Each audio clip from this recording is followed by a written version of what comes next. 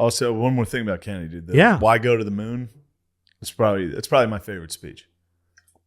We do things. Why? Yeah. We choose to go to the moon, not because it is easy, but because it is hard. Because it's hard, yes. Dude. And he also, in one of his speeches about them, he had a great joke. He also, in there, he goes, why does Rice play Texas? That gets me every time. I'm just like, dude, why are they playing? They get fucking killed every year. That's right. And they're still doing it. Yes. Kennedy also had a great parable he used to tell. There's a lot of speeches that are lost because a lot of these guys, they didn't record every speech. But one of his, he liked telling jokes about Irish guys. So did Reagan. They had that in common. They both used like patty jokes. Yeah.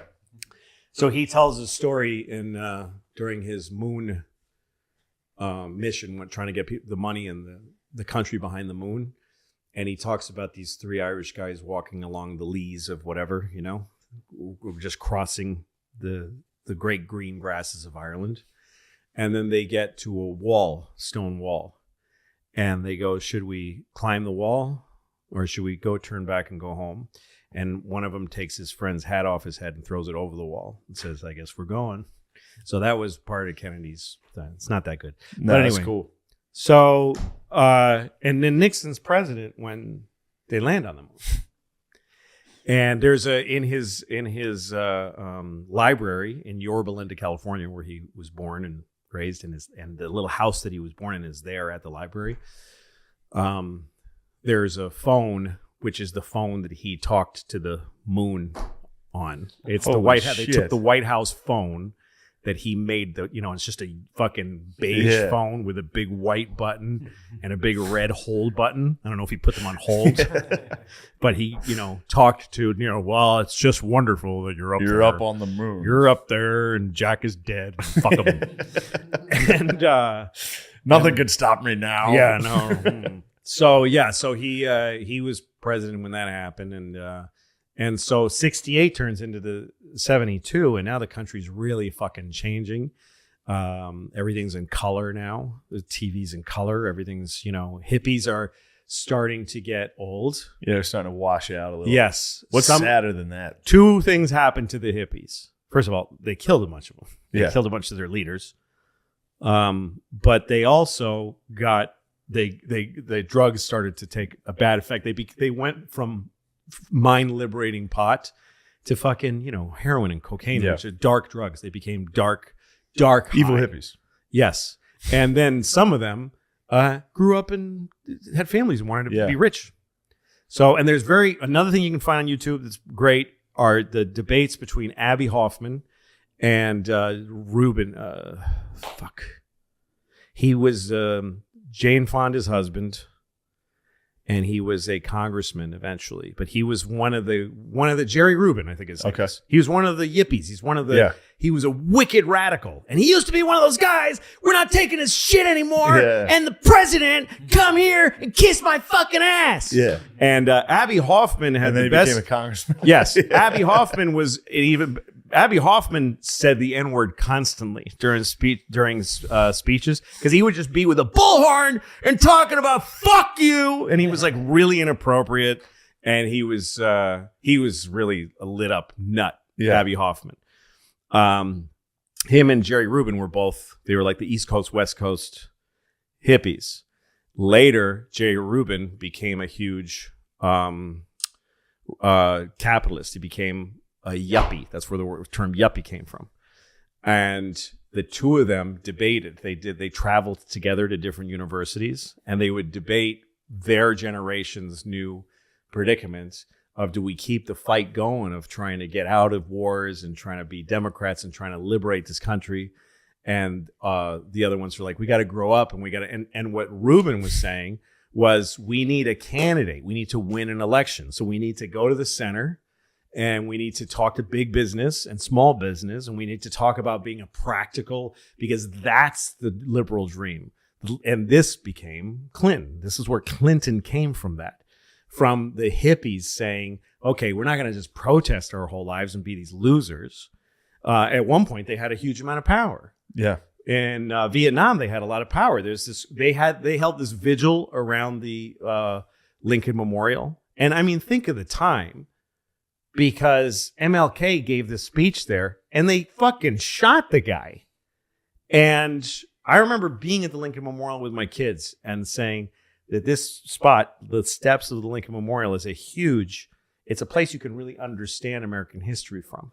Because you look that way, you see Washington, and that was the creation of our country, right? And then you see the Capitol, which was the growth of this legislator. But there is Washington, which was the creation of the country and revolution. And then there was Lincoln, who kept it together as a union, who that was the second step. Yeah, we're our own country, but also even if millions die, we need to be a union. Okay, that's what Lincoln did. And then who stood here and made this place even important for a new generation? MLK stood there, and there was a sea of people, and he had to fight for inside of that union that Lincoln preserved, that Washington started. He said, we have to fight for our rights in here. He was the first one to say there's a civil way to fight for, to push for our rights legally and through quiet, through nonviolent resistance. So this is a huge place. It's firing me up, dude. Right? This country has cool, an incredibly romantic history. And there's another way to look at all of this, apparently, but this is the way that I was taught it, and I see it again as a story. So, but then after he'd been shot and all that became rubble, like that, all that was pushed aside. And now that we're in a fucking melee war, Nixon's president. It feels like forever. It just feels like Nixon's never not going to be president. He was a psychotic. He's taking drugs.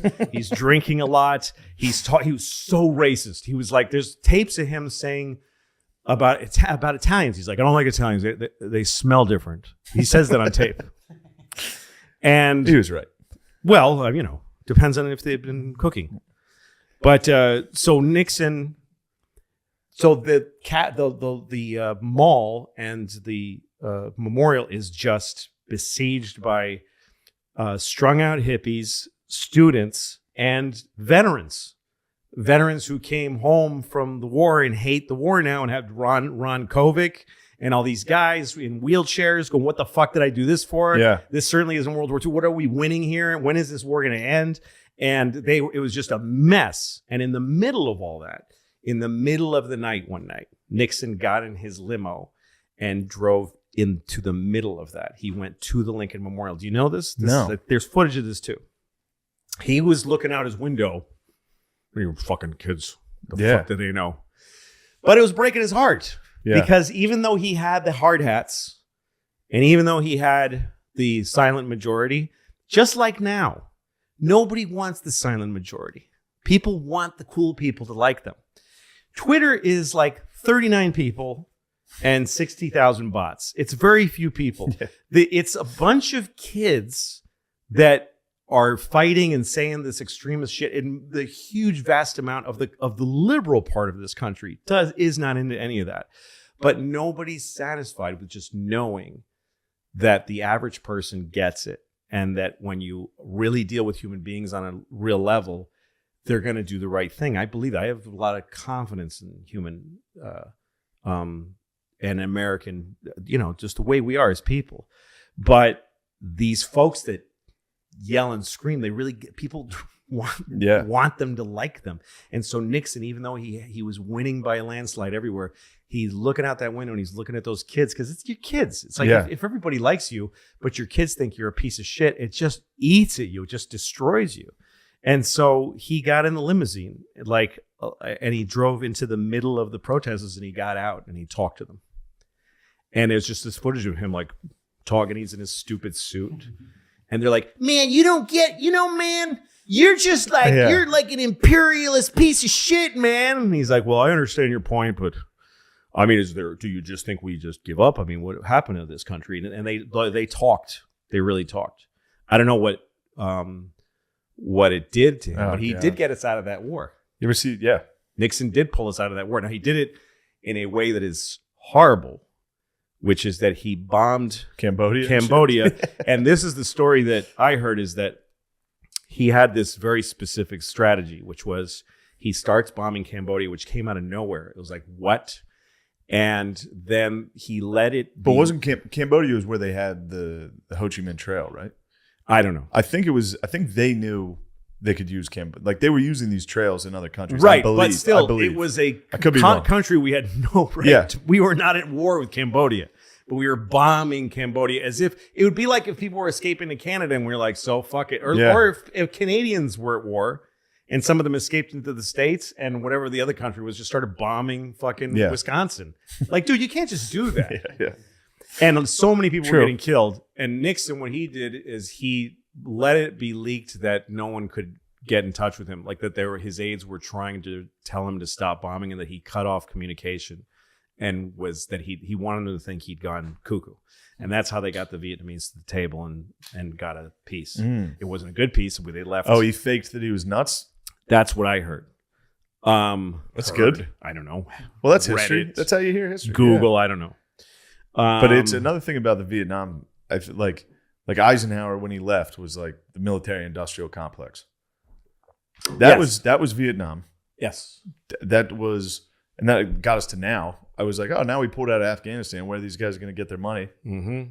Hey, $33 billion to Ukraine. Like, well, it's just exactly. nonstop. Well, that's it's the nonstop. other side. You have your like political left that has more power than they do people, right? Yeah. Because they're captivating people's like anxiety. But then on the other right, you have all these people that are really they're doing fucked up things. Yeah. That also are untouchables.